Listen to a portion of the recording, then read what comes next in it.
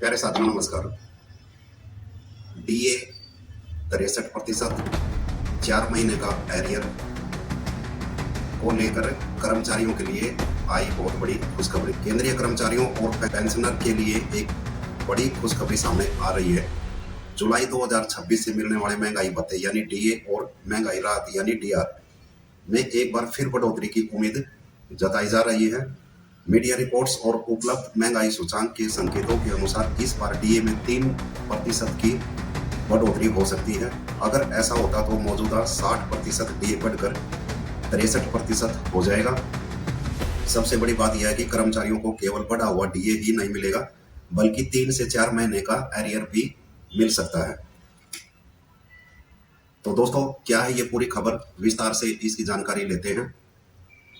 तो आखिर कितना बढ़ेगा डीए, किसे मिलेगा फायदा, कितना मिलेगा एरियर और 8वें वेतन आयोग से इसका क्या संबंध है, आज की इस वीडियो में हम पूरी जानकारी विस्तार से जानेंगे।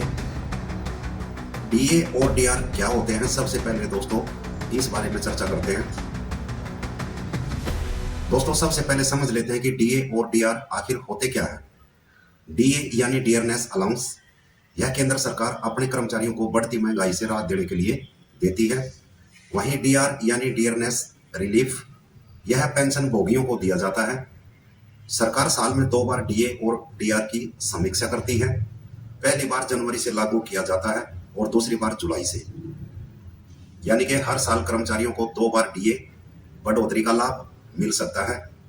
अभी कितना डीए मिल रहा है मौजूदा समय में? वर्तमान समय में केंद्र सरकार के कर्मचारियों और पेंशनर को 60% डीए और डीआर मिल रहा है। जनवरी 2026 में सरकार ने 2% की बढ़ोतरी की थी, जिसके बाद डीए 58% से बढ़कर 60% हो गया था। अब सभी की नजर जुलाई 2026 की बढ़ोतरी पर टिकी हुई है। जुलाई 2026 में कितना बढ़ सकता है डीए?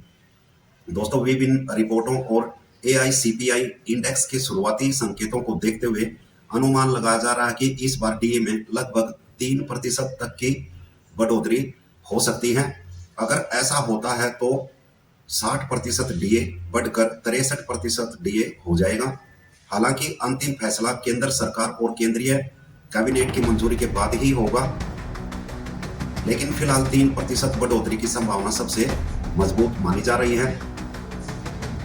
अभी दोस्तों अगर 63% आपका डीए बढ़ जाता है तो आपका वेतन कितना बढ़ेगा, उसके बारे में जानकारी लेते हैं।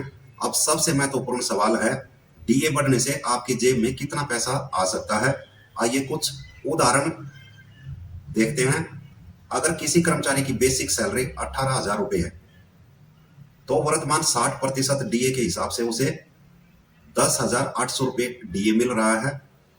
63% डीए होने पर उसे 11,340 रुपए डीए मिलेगा, यानी हर महीने 540 रुपए की अतिरिक्त बढ़ोतरी हो जाएगी।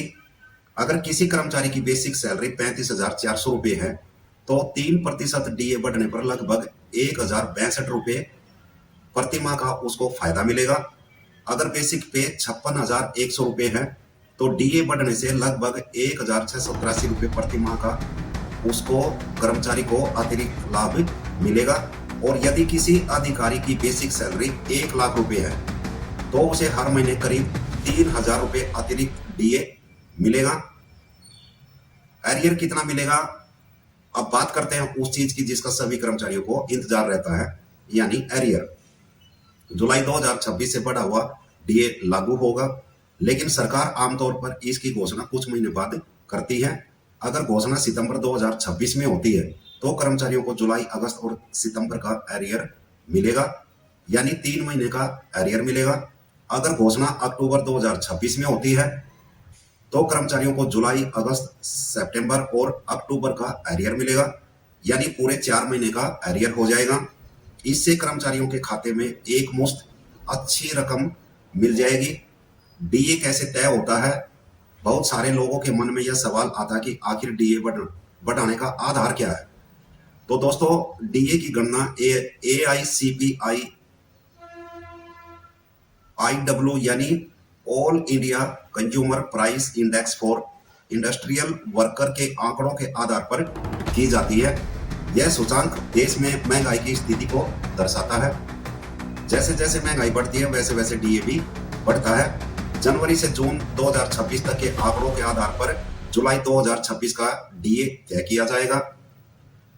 अभी कर्मचारियों के लिए क्यों महत्वपूर्ण है यह बढ़ोतरी? दोस्तों, आज के समय में महंगाई लगातार बढ़ रही है, आप सभी देख रहे हैं। रोजमर्रा के खर्च बढ़ रहे हैं, खाद्य पदार्थों के दाम बढ़ रहे हैं, यात्रा खर्च बढ़ रहा है, बिजली और अन्य सेवाएं महंगी होती जा रही हैं। ऐसे में डीए बढ़ोतरी कर्मचारी और पेंशनर को आर्थिक राहत देने का काम करती है। यही कारण है कि हर डीए घोषणा का लाखों परिवारों को इंतजार रहता है। 8वें वेतन आयोग से इसका क्या संबंध है, अब उस पर बात करते हैं। यानी 8वें वेतन आयोग की वर्तमान में कर्मचारी संगठनों की निगाहें 8वें वेतन आयोग पर टिकी हुई है। संभावना है कि 2027 के आसपास नई वेतन संरचना लागू की जा सकती है। ऐसे में डीए की लगातार बढ़ती दरें भविष्य में वेतन संशोधन और फिटमेंट फैक्टर की चर्चाओं को और तेज कर रही है। कर्मचारी उम्मीद कर रहे हैं कि 8वें वेतन आयोग में सैलरी और पेंशन में बड़ा सुधार देखने को मिल सकता है। क्या डीए 63% होना तय है? दोस्तों, यहाँ एक महत्वपूर्ण बात समझना जरूरी है। फिलहाल 63% डीए केवल एक अनुमान है। अभी सरकार ने कोई आधिकारिक घोषणा नहीं की है। अंतिम डीए दर एआईसीपीआई आंकड़ों और केंद्रीय कैबिनेट की मंजूरी के बाद ही घोषित होगी।